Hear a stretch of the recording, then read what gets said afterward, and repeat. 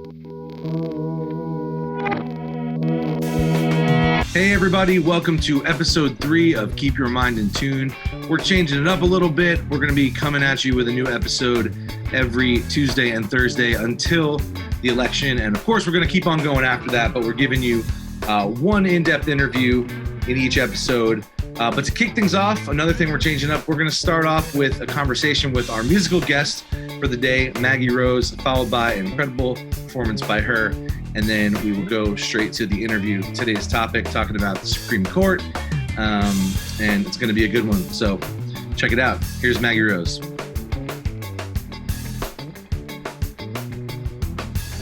Thank you for lending us this performance of the new song. I love the song. Oh my gosh. Thanks for inviting me to do that. It's so fun. I love being a part of this scene you guys are about. And Kunj has been, really great to work on this project with, and he recommended. I feel like I know them. I've never met them, but I feel like over this pandemic, we've become just friends from afar. There are a lot of people that I now have a legitimate relationship who I don't know if I've ever been in the same. I know. I love it. Yeah, no, they're awesome, and so they've been really helpful in getting this project off the ground, and we wanted to start featuring different music. And although I'd love to have you back one day to actually join us for a discussion on the panel. Absolutely. For now, I think the song, so the single is called Quarantine 45, right? That's what the title of. That's what we called the project. So the 45 has both 2020 and Only Human on it. A-side, B-side. I'm not sure which one is which, but it doesn't really matter.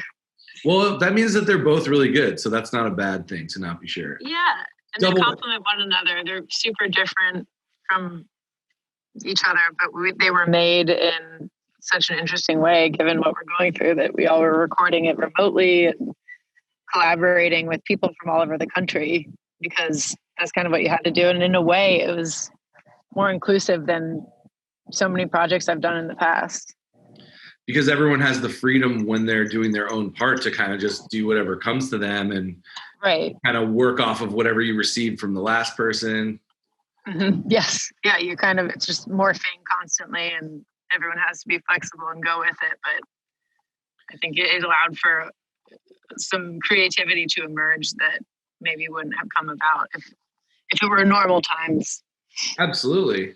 I mean, I think a lot of businesses, although music, unfortunately, is going to take a while to come back fully, the process is now different, that, we're learning how much we can actually do remotely. I mean, I definitely look forward to being back in the same room creating music with my bandmates, yes, but it's nice to know you can do it. So this was all done that way, both of the songs on the single? Yes. Yeah. So we had someone mixing it who mixed my album Change the Whole Thing. Ben Tanner, who I did the record I was talking about that's done but not released, played keys. I had a bass player in LA put his part down. So we're Alabama, California, Nashville, people just sending these files around with WeTransfer, and you kind of got to involve everybody that I had worked with in the past, which was really nice, especially given how isolated I think people are feeling. Yeah. And what you were saying about having new friends over this time, I think it's been really important to be overly communicative to other artists through socials or whatever your way of reaching out would be, because we normally see each other on the road and we're touring, and there's this camaraderie that's been taken away from us in addition to just performing. So I've been trying to just hit up everybody that is inspiring me and just be like, hey, we'll get through it. But I've made friends that way, that Same. Eric Krasno and Andy Frasco and just all these people that I have not really spent a lot of time with in person, but we've been virtually hanging out a lot. I love both of those guys. Both very fun, talented.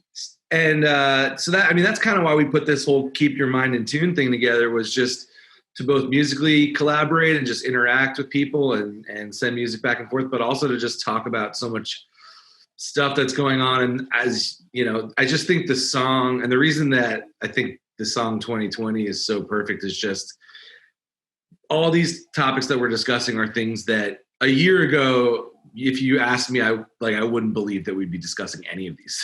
Oh my gosh, I know. A time traveler just like swooped in and was like, by the way, this is all going to happen in 9 months. I think no one would believe it. We wouldn't believe it. Yeah. We wouldn't change our course because it's just so unbelievably absurd and important and scary. Right. And some of it is stuff that, you know, is illuminating to what's actually been going on that we're usually too busy to be aware of and see. And so that ultimately I hope is a silver lining, but the moment right now, it's definitely scary, but kind of cathartic putting it through music, I think, so that you kind of like come to terms with it in your own way. So yeah, I just thought that this song was so perfect because we're going to actually be releasing an episode every Thursday and Thursday, right up until the election, and then probably once a week afterwards. So again, I'd love to have you back, but I thought this was a perfect first outside musical guest appearance to have, given the nature of the song and all these things we're talking about. Thanks for sharing it. Absolutely. And, helping me get it out there. Absolutely. Catharsis is definitely what I was looking for when I wrote it. Coping. And now you're in like a beautiful, you're sitting on the dock of the bay, which is another good way of coping. A little outdoor time. Right. Family. That's been helpful. Family, music. My sister just had a baby. Oh, congrats.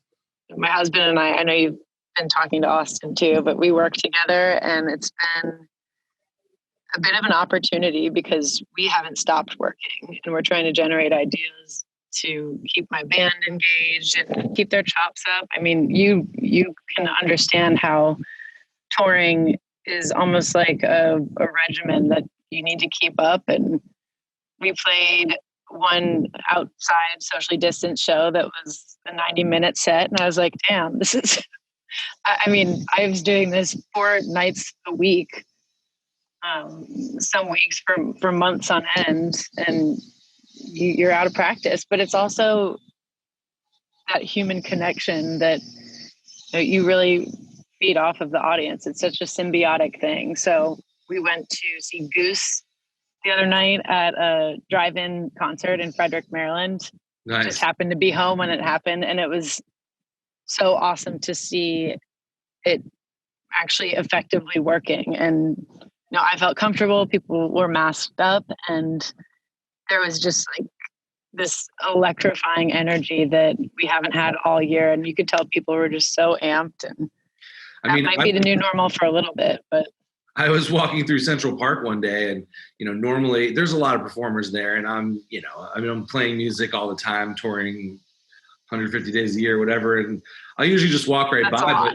But there was like a band playing, and I stopped and I listened. Right. I was like, oh my God, I haven't seen this happen for like 6 or 7 months. This is crazy. Oh yeah, we're so spoiled being in Nashville and New York, where you have jazz clubs and honky tonks and constant live music, that I realized how often I was spending my evenings out, school nights out, to just see a band at the Basement East, which was our favorite venue, destroyed by the tornado right before the pandemic.